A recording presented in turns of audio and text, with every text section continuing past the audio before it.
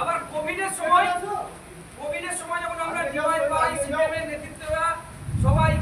Red volunteer সেটি সবার জন্য খাবার জল ট্রেন কেরালা থেকে ফেরানো উড়িষ্যা থেকে ফেরানোর ব্যবস্থা করছি, তখন আবার দিদিমণি কি বলেছিলেন করোনা এক্সপ্রেস পশ্চিমবাংলায় নিয়ে আসছে। দিদিমণি এবং ভারতবর্ষের প্রধানমন্ত্রী মোদী এরা কোনোদিনই চায় না